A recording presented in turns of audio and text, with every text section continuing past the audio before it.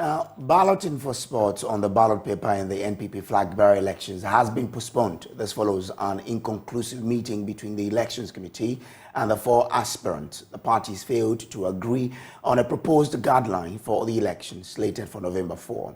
Spokesperson for the Elections Committee, Alexander Afeomakin, said they hope to resolve the issues for balloting to be conducted. We have also received the withdrawal letter officially by Honorable Chairman, and the party has accepted the withdrawal without prejudice. At this point, we as a committee would like to again remind all party members that this is an internal contest. There is no loser, there is no winner. We need to put our house in order to face the NDC come 2024. So we would urge party members to help their own party by way of their conduct. So far, those who have concerns have brought the concerns to us. Mr. Chairman, for the time being, hasn't said he's not a member of the party. He hasn't said so. So now that we've received his withdrawal letter, we now wait for him to bring us some additional information, if he so desires, to furnish us with additional information regarding some of the concerns that he has raised.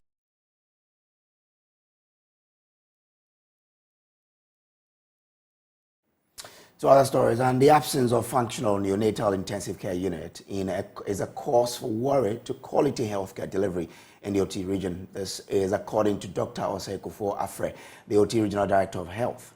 As of half year 2023, the neonatal mortality rate is 3.6 of every 1,000 live births. Now, the situation health service providers in the region believe is high. Peter Seno has more in the following report. Neonatal mortality rate also increased from 1.2% in the half year of 2022 to 3.6% during the same period 2023. It means when our children are born, within the first 28 days, they die. It used to be the fight against maternal mortality, but now it is neonatal mortality. The current neonatal mortality rate of 3.6% of every 1,000 live births is attributed to the non-availability of functional neonatal intensive care units at the various health facilities across the region. Currently, the supposed regional hospital, Rara Government Hospital, has only one functioning incubator and a baby warmer to take care of newly born babies with health complications. Dr. Osei Afre is the OT Regional Director for Health. He has been speaking at the 2023 half-year performance review meeting. One of our challenging areas, as you are mentioning, is high neonatal deaths that we have seen this year, which is very, very worrying, with many of the deaths occurring within the first 5 to 7 days after the babies have been born.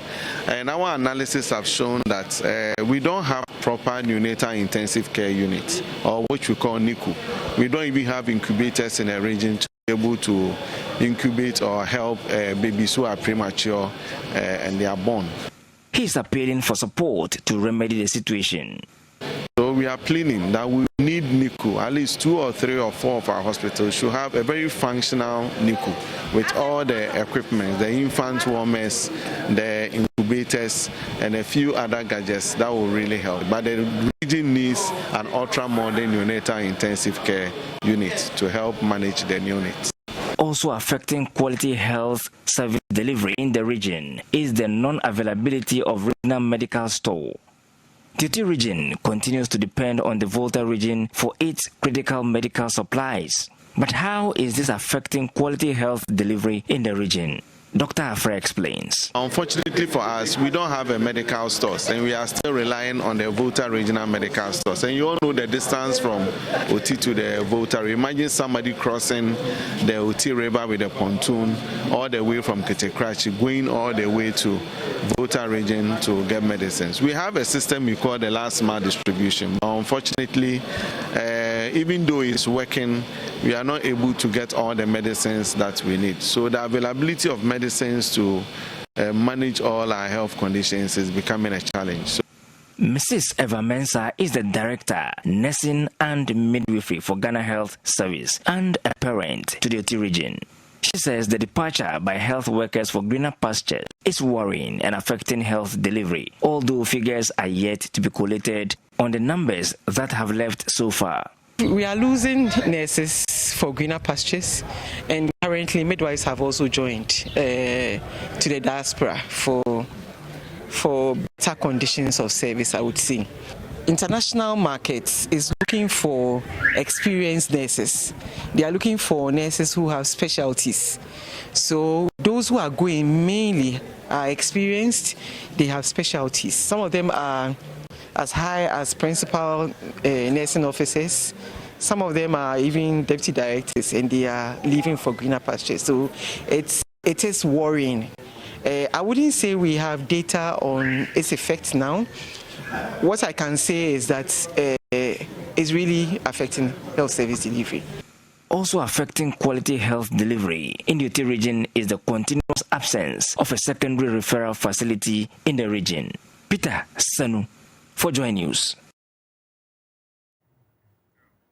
Now, over 120 toilet facilities are expected to be handed over to public basic schools in the Greater Kumasi metropolitan area in November this year. The initiative under the Sanitation and Water Project is to improve access to toilet facilities at the over 1,000 public primary schools in the region. There's more in this report. Accessibility to convenient toilet facilities still remain elusive to many communities across the country, especially in schools.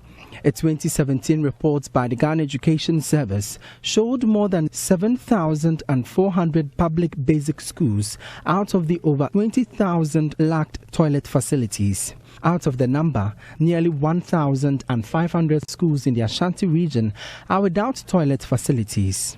Under the Greater Kumasi Metropolitan Area Sanitation and Water Project, over 120 toilet facilities have been built for public basic schools in the metropolis, awaiting commissioning in November. Engineer George Esiedu is the project coordinator of GKMA Sanitation and Water Project. A number of the schools in Ghana do not have access to improved toilet facilities. And if you are to achieve SDG 6, we need to ensure that everyone living anywhere have access to improved toilet facility. In Kumasi, we are about to hand over all the 129 facilities. We are almost at the point of handing over. All of them will be finished by November 2023. And so we don't want to wait for the facilities are handed over before we begin to think of how to maintain and operate these facilities. Mr. Siedu says the new facilities have user-friendly features for the physically challenged, among other consumables to support girls during menstruation. Our facility, we describe it as gender-friendly, gender and disability-friendly. So within the facility, we have a girl-child changing room, where the girls at the end of the month, where they have to, when they have their menses, they should be able to have access to a facility that they can conveniently change themselves and clean themselves. It is part of sanitation. And so menstrual hygiene management, it is part of sanitation. And then we've made provision for the physically challenged.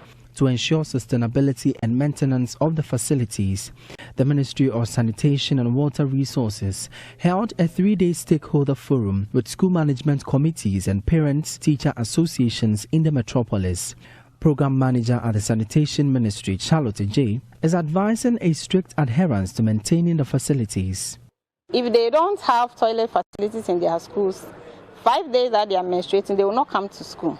So it defeats the purpose of girls' education and girls' empowerment. And if we have the facilities and we are not able to keep it or maintain it to standard lifetime of the facility, then it becomes a challenge for the school. So what we are saying is that governments have a responsibility. The assemblies have to play their part. Parents have to play their part. PTA is leading the engagement with parents. The World Bank-funded initiative is aimed at providing household and institutional toilet facilities. For JoyNews, my name is Emmanuel Bright-Kweku. Now, the Ghana Association of University Administrators, GAWA, has launched an initiative aimed at curbing corruption and contributing to shaping the career paths of the younger generation. The Raising Nest Professionals Initiative would connect public universities, senior administrators, and professionals with learners in public schools to counsel, mentor, and nurture them to grow into people of substance. There's more in the following report by Fred Kwame-Sari. According to the Ghana Integrity and Public Survey statistics for 2021, Ghana lost 5 billion Ghana cedis to bribes and various forms of corruption, while statistic on unemployment keeps increasing. This formed the core of the Ghana Association of University Administrators' aim to launch the Raising Nest Professionals Initiative to tackle corruption and unemployment. The national president of the association, Dr. Mrs. Beth Ofei Ewuku, outlined the modalities of the initiative at its launch at the Kojo BDA Basic School in the Adaklu district of the Volta region. Another reason why we find this very important is a gradual decline in professional ethics and integrity. In the tertiary education landscape, we pride ourselves as GAWA as one of the bodies that has zero tolerance for bribery and corruption. And so we know that we are positioned to mentor these young ones, to teach them how to stand up in their professional expressions with integrity, and to make sure that tomorrow's professional at least reduces or abolishes these unfortunate behavior and practices that is a drain on our dear nation. She said that the initiative would also encompass partnerships with the beneficiary schools and mentoring programs for students. Oftentimes we know that public school pupils do not have contact with working professionals. So we find that the disengagement with working professionals also does not make these children envision even the occupations they dream about. Now, GAWA is a unique mix of fine administrators and professionals in the university setting. So we are in the education landscape at the tertiary level.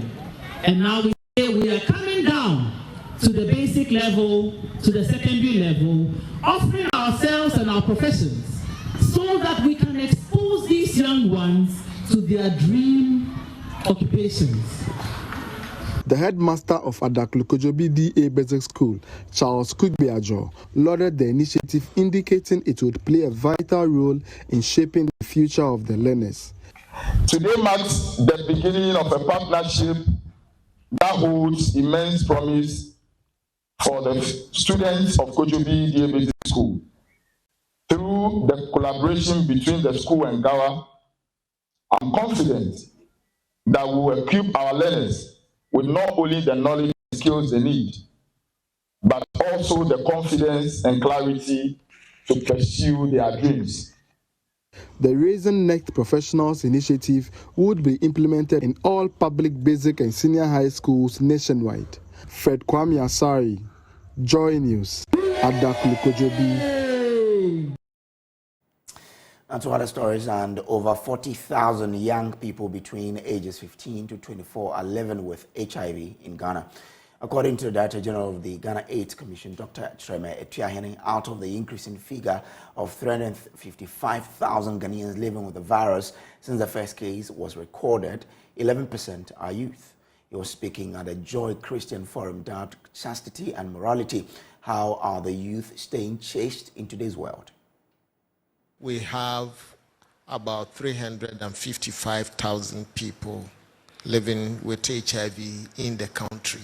And these are the people who have been fortunate to live with HIV since the time the first case was found in Ghana. And so it's a cumulative figure of 40,500 young people aged 15 to 24 live with HIV. And that represents 11% of the total number of people living with HIV. But when we talk about HIV, the most important thing we always focus on is new infections, because the more people get newly infected, it means we add on to the existing number. So if, for example, by the end of this year, 16,000 people get HIV, it will add on to make it what? 371,000 or something like that. Okay, and so we want to reduce new infections, and our target is to reduce new infections by 17% every year. And but is that possible, looking at how far? Yes, it's very, very possible, but we are not able to. In fact, between 2021 and 2022, we were only able to reduce it by 8%. Which means we are short of, let's say, 9%.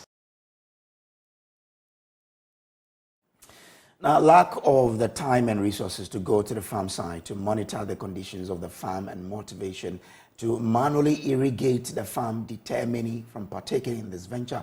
Fortunately, a mechanical engineering student of the Sunyani Technical University has developed a smart farming system to curtail these problems. LFM's Kwesi Deborah speaks with the developer Esther Abani for Tech Thursday. So this Smart Green, that's our innovative project. We have it embedded in an app. We have created an app for it. And with the app, we have the farm.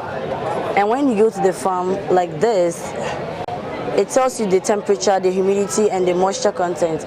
But right now, I have not kept the sensor inside the soil, so it will be 0. But put the sensor inside the soil, it will begin to read the moisture content in the soil. So let's give it some time. So as I'm doing, I'll be talking. So it tells the moisture content in the soil. So let's take lettuce for instance. If we are planting lettuce needs more water and can be watered twice a week.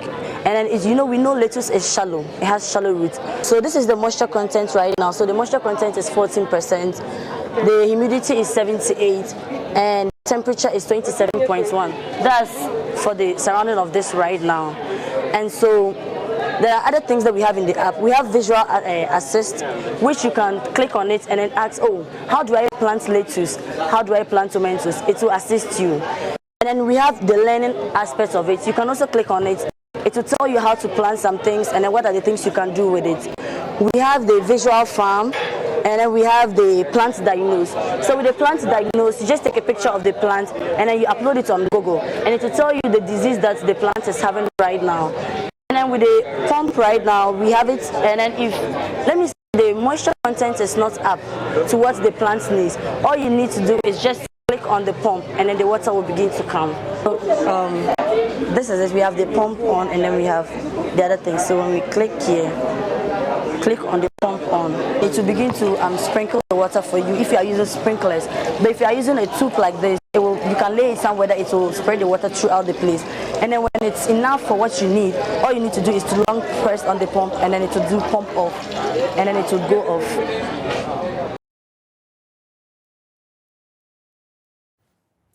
Now, in the annals of history, the name Major General Constance Emefa Adjei Afenu stands as a beacon of resilience, dedication, and the unwavering pursuit of equality. As the first female general in the Ghana Armed Forces, her journey was marked by both remarkable achievement and trials. Speaking at the launch of her book, The Lady in Boots, Ghana's ambassador to Egypt, Lieutenant General Obed Boama, said she was a trailblazer for women in the service. There is more in this report. Her courage transcends the battlefield, leaving an indelible mark on the very essence of service. Major General Constance Emefa Adjei Afenu Her book, Lady in Boot, stands as a testament to her indomitable spirit.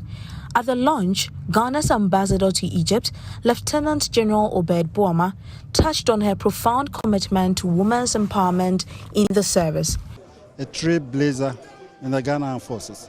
She has chalked so many feats. First commanding officer of a regiment, the Peace Regiment. The first lady to have served as deputy military advisor in New York at the United Nations.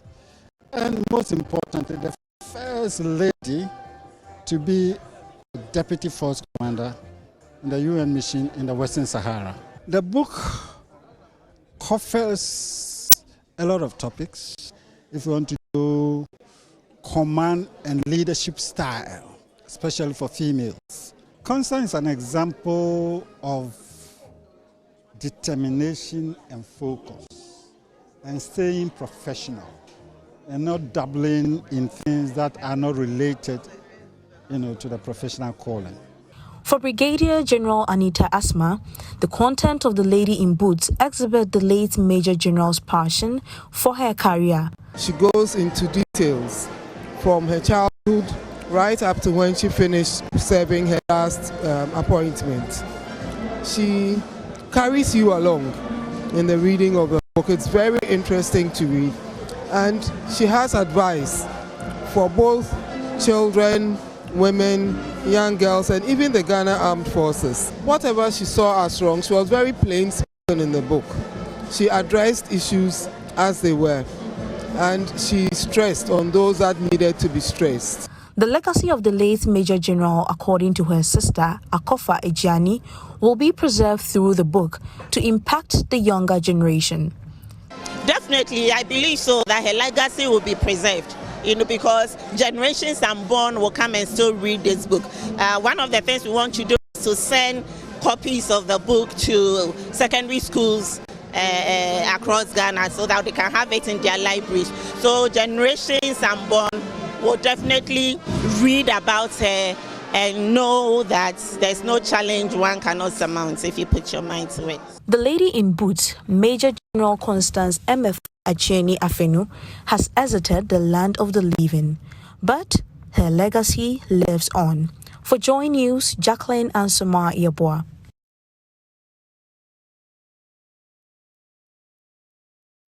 And that does it for the morning's bulletin on the AM show. There's more news on myjoyonline.com. Up next is the news review.